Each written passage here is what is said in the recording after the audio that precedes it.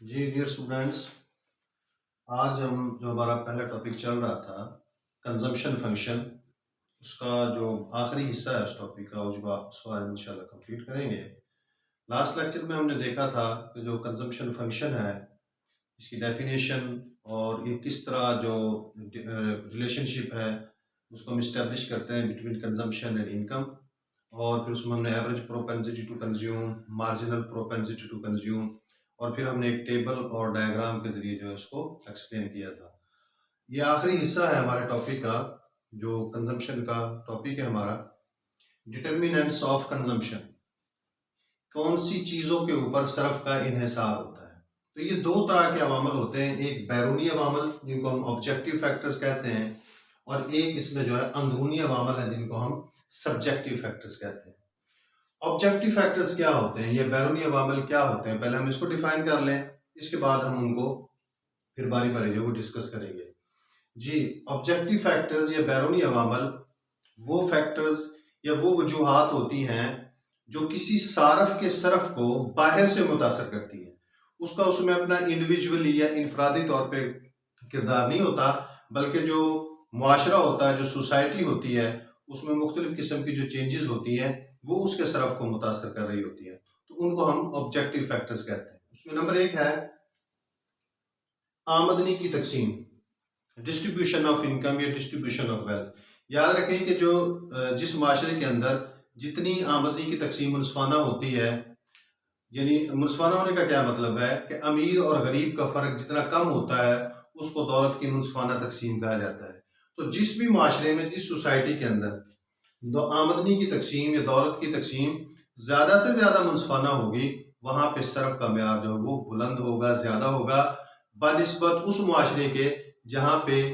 آمدنی کی تقسیم زیادہ غیر مساویانہ ہوگی، امیر اور غریب کا فرق زیادہ ہوگا، وہاں پہ جو صرف کا جو معیار ہے وہ کم ہوگا۔ اس کے بعد توقعات میں تبدیلیاں، چینجز ان دا ایکسپیکٹیشن۔ اگر کسی معاشرے کے، کسی ملک کے لوگ، کسی علاقے کے لوگ، ان کی جو ایکسپیکٹیشنز ہیں اباؤٹ فیوچر وہ چینج ہونا شروع ہو جائیں، یعنی ان کا اگر وہ پازیٹیو ان کی تھنکنگ ہو جائے کہ فیوچر کے اندر کاروباری حالات اچھے آنے والے ہیں،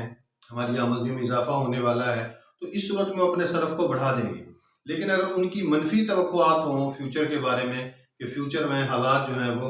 برے ہونے والے ہیں، کوئی خدا نخواستہ کوئی جنگ چھڑنے والی ہے یا کوئی آفت آنے والی ہے یا کوئی اس طرح کا معاملہ ہونے والا ہے، اور وہ نیگیٹو تھنکنگ ان کی شروع ہو جائے، تو اس صورت میں لوگ جو ہیں اپنی کنزمپشن کو کم کر دیتے ہیں، اور ان برے حالات کے لیے جن کے بارے میں وہ سوچ رہے ہیں ان کے بارے میں اس کے حوالے سے وہ سیونگ کرنا شروع کر دیتے ہیں۔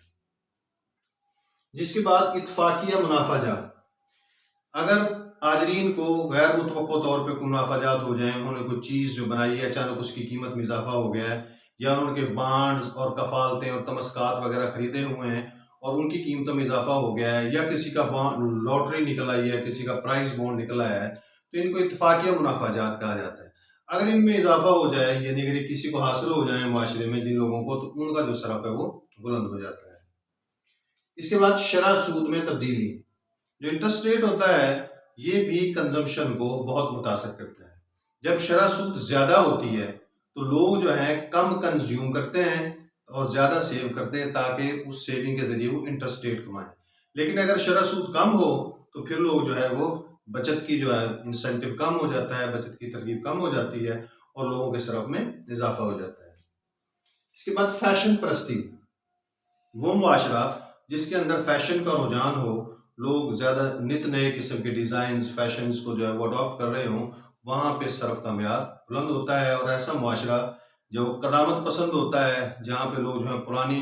رسم و روایات کے رسم و رواج کے قائل ہوتے ہیں، وہاں پر صرف کا معیار نسبتاً کم ہوتا ہے۔ جس کے بعد مالیاتی پالیسی میں تبدیلی، مالیاتی پالیسی ہوتی ہے حکومت کی ٹیکس اور اخراجات کی پالیسی۔ اگر حکومت جو ہے سخت قسم کی مالیاتی پالیسی اختیار کرے، سخت مالیاتی پالیسی کیا ہوتی ہے کہ حکومت جو ہے ٹیکسز کے ریٹ میں اضافہ کر دے یا نئے ٹیکسز جو وہ امپوز کر دے، تو اس صورت میں لوگوں کی جو ڈسپوزیبل انکم ہے، جو قابل تصرف شخصی آمدنی ہے، وہ کم ہو جاتی ہے، اور ان کا صرف بھی کم ہو جاتا ہے۔ لیکن اگر حکومت جو ہے لوز قسم کی یا نرم قسم کی مالیاتی پالیسی اختیار کرے، ٹیکس ریٹ کم کرے یا کچھ ٹیکسز کو ختم کر دے، تو اس صورت میں لوگوں کی جو قابل تصرف شخصی آمدنی یعنی پرسنل ڈسپوزیبل انکم ہے، اس میں اضافہ ہو جاتا ہے اور صرف کا معیار جو وہ بلند ہو جاتا ہے۔ جی، آبادی کا دباؤ، پاپولیشن پریشرز۔ جو پاپولیشن گروتھ ریٹ ہے، ریپڈلی گروئنگ جتنے بھی کنٹریز ہوتے ہیں، جہاں پر بھی آبادی تیزی سے بڑھ رہی ہوتی ہے، وہاں پہ چیزوں کی ڈیمانڈ ہے، اس میں اضافہ ہو رہا ہوتا ہے، کیونکہ لوگوں کو ضروریات زندگی چاہیے ہوتی ہیں، تو وہاں پر صرف کا معیار زیادہ ہوتا ہے۔ اور اس کے بعد آخر میں زرع نقد کی ترجیح۔ اگر کسی معاشرے کے اندر کیش کو، جو زر نقد جس کو ہم کہتے ہیں کیش یا جو ہارڈ کرنسی ہوتی ہے، اس کو جمع کرنے کا رواج ہو، لوگوں کے اندر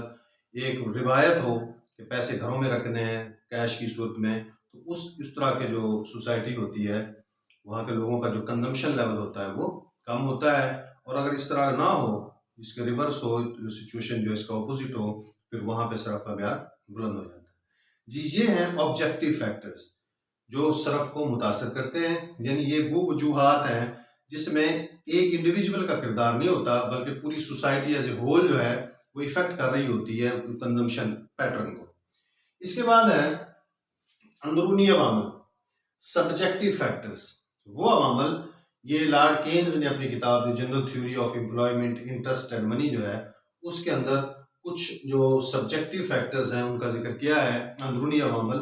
جو انسان انفرادی طور پہ اختیار کرتے ہیں، یعنی لوگ جو ہیں ان کی اپنی چوائس جو ہے وہ ان کے کنزمپشن کو متاثر کرتی ہے۔